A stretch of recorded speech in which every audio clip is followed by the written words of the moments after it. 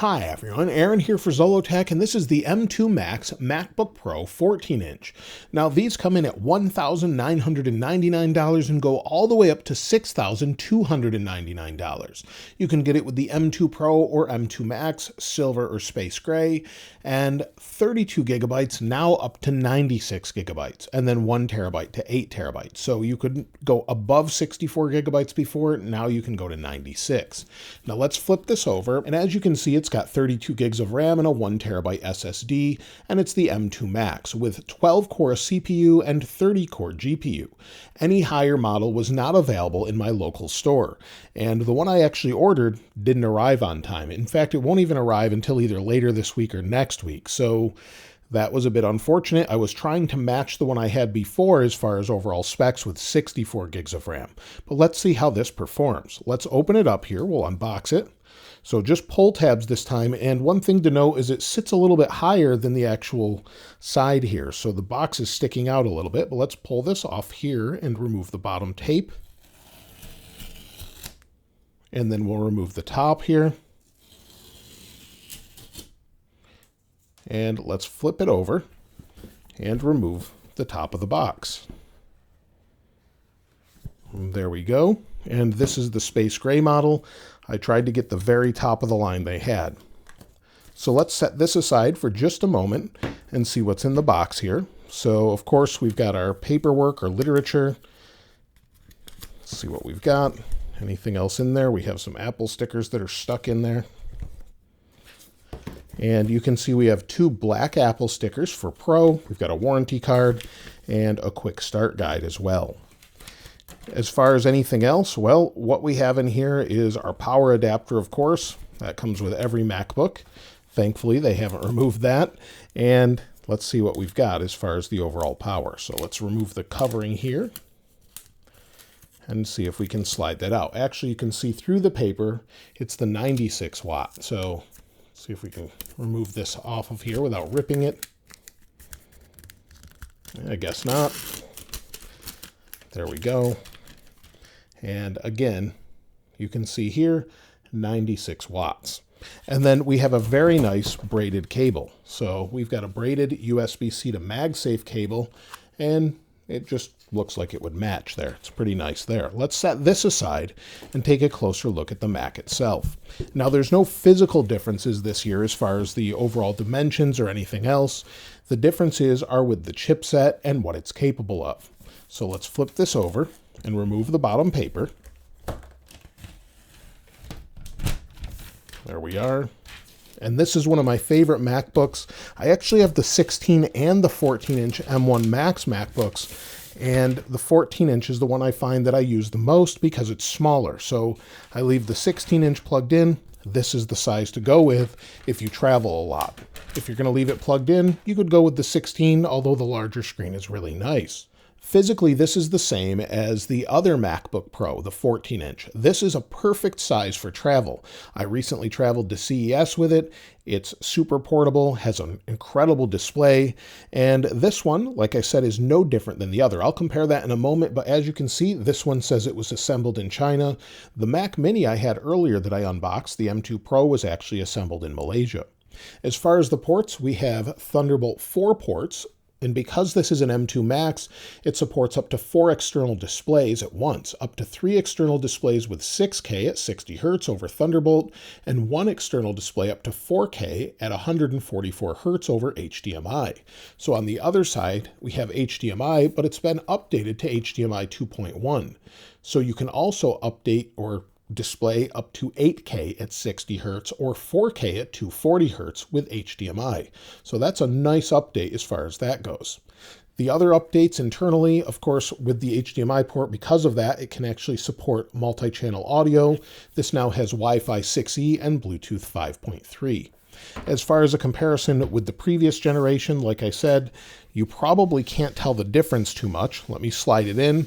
There is a slight color difference, even though they're both space gray, but they're very, very similar as far as that goes. So it's almost identical, very, very slight difference here. So on top, we have the M2 Max. So no differences as far as the physical appearance. The only way to tell it apart is really if you look at the chipset internally. Not a whole lot of difference there. Let's go ahead and open it up and get it set up. So we'll open this up here, and it should turn on. And then, of course, we're going to have this paper here.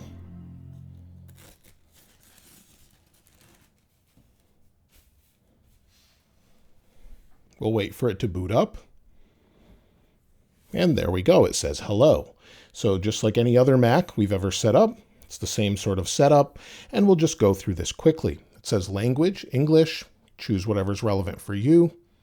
Give it a moment here. Then it says select your country or region. Typically, if you give this a moment, it will auto-select based on its location of your sort of network or where it's from. And you can see that here. But you could pick your country you're in. If you need accessibility, that's available here as well. I'll pick not now. And then we'll select our Wi-Fi network and log in. Now it's saying an update is available. Now with the Mac Mini, we actually had macOS 13 or Ventura. Let's update this later so we can see what's pre-installed with this, but it does want me to update to the latest 13.2. We now have the data and privacy prompt. We'll hit continue, and then we can migrate all of our different things from a different Mac to this one. I'll click on not now. Now we'll log in with our Apple ID. Once you log into iCloud, it will say setting up your account. It takes a moment, and then we'll continue. Now it says make this your new Mac, and you can customize this with your different settings. We'll just click continue for now. Then it immediately went to the desktop I have on other similar Macs. Now we'll set up Touch ID. So we'll just place our finger on the Touch ID sensor, log in here, and keep going, just like any other Touch ID sensor you've ever set up. Then we'll click continue. Now we can set up Apple Pay or set it up later. We'll set it up later for now. Now we're at the desktop. That's a pretty simple setup, not a whole lot to go through. Of course, if you're restoring a lot of things, that will take a little while as well. Now, of course, we do have the new wallpapers, so let's go ahead and set one of those. You'll see here that, well, it looks like it's not included until you update to macOS 13.2, so we'll have to do that. Let's go to the Apple and then About This Mac. And you can see this is, let's see here, it's the M2 Max, 32 gigs of RAM, and then macOS Ventura 13.0 is what's pre-installed. So we'll go ahead and update this, and then we'll come back. I'll install all the software I typically use, and we'll test a few things such as benchmarks, video export, as well as a disk speed test. Now it's rebooted and installed macOS 13.2. I've also installed other apps so we can test different speeds, but we'll go into settings first. We'll go down to wallpaper, and one easy way to know if you're on macOS 13.2 is these new wallpapers that correspond with the new Macs. So you'll see we have the green and the purple one. We'll just stick with purple for now. And let's slide this one over and bring in the M1 Max that I have so we can compare a few things. Now, the M1 Max that I have here is a fully spec'd out version, 8TB SSD along with 64 gigs of RAM. Like I said earlier, I wasn't able to get the 64 gig model here, but the processor should be about the same. We'll have to see. And also, this has a 1TB SSD on the M2 Max. So let's see first how that actually compares. We'll go into Blackmagic Disk Speed Test, open it up on both, and let's see how it compares. We'll go ahead and click Start. So it's running on both, and both immediately jump over 6,150 megabytes per second write speed and over 5,000 megabytes per second read speed. So they're varying. They're very close between both. Maybe a little bit faster here and there on the M1 Max with the 8TB drive, but they're so close I don't think it would make a difference whether you were editing video or doing anything else intensive. So that's pretty impressive as far as that goes. Now let's go ahead, we'll stop that. I think that's better than I was actually expecting. So if we hit start again, it jumps right back up to over 6,000 megabytes per second. Much faster than we got with previous generations with just maybe 256 gigabytes of storage. Let's go ahead and close that. We'll open up Geekbench 5 on both of them here. See what we've got. And we'll see what they actually will run at. We'll check both the CPU and compute scores. So let's go ahead and check those. Benchmarks completed, and as you can see with the M1 Max, we had 1,789 for single core compared to 1,955 on the M2 Max. And we also have a little bit higher score on the M2 Max for multi-core. So on the M1 Max, we have 12,780. On the M2 Max, 15,182. So definitely faster on the M2 Max for both scores. If we take a look at the compute score running Metal, again, it's faster. We would expect it to be an incremental bump. So 65,240 on the M1 Max versus 75,110 on the M2 Max.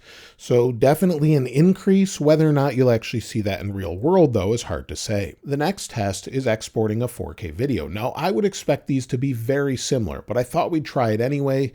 Let's go ahead and delete the generated library files. That's the render files. We'll click OK. And this is the same video on both. It's 17 minutes and about 58 seconds or 57 seconds long. The same video on both, and we'll export it using H.265. So we'll go to Share, and then HEVC 25K. You'll see here, it's just a preset I have. And again, we use the same preset on both. So let's get rid of everything and see if we can export this.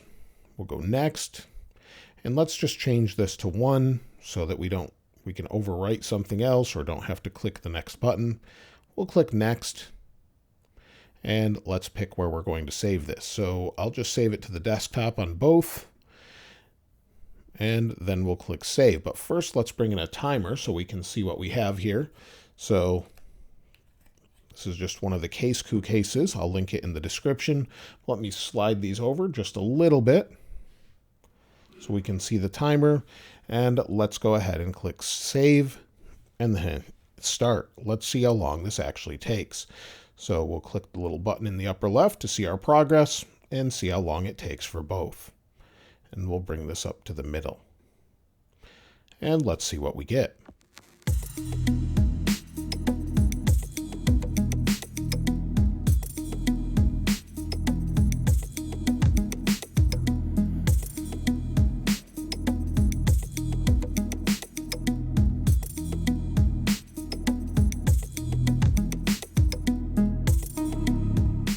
Now both completed, and the M1 Max took about 20 seconds longer or so.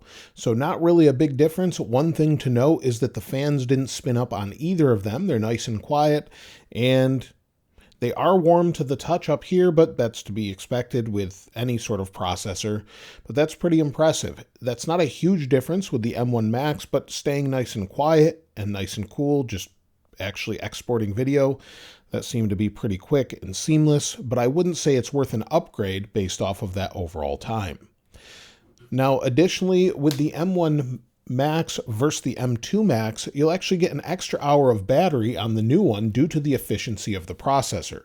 It's not the new 3nm processor, but it is a little bit more efficient because of its overall makeup. Now, the new MacBooks have Wi-Fi 6E, but I've never found that to be a reason to upgrade. Typically, Wi-Fi 6 will be fast enough. And if you're wondering if you should update from the M1 Max, I probably wouldn't this year if you're going for an M2 Max. If you already have a fully spec'd out M1 Max, I'd probably skip it and maybe wait until the M3 and see if it's a big leap. Most of the time, you want to upgrade computers every few years, not typically every year, and that 20-second difference if you're exporting video probably won't make much of a difference. If there's something specific you're doing, you could see some different benefits from it, but if you already have a fully spec'd out MacBook or maybe even an M1 Ultra Mac Studio, it doesn't make sense to run out and get this unless you don't have a laptop. If you have a laptop that's using Intel or maybe an M1 without the Max or anything else, then sure, you could run out and get this and it would be a great upgrade. Otherwise, I would probably skip this year. Now, if there's anything else you'd like to know about this MacBook, let me know in the comments below. And of course, if you'd like to get your hands on this wallpaper, I'll see if I can link those in the description so you can get the latest MacBook ones. I think some people have actually modified these for iPhones as well. If you haven't subscribed already, though, please subscribe. And if you enjoyed the video, please give it a like. As always, thanks for watching. This is Aaron.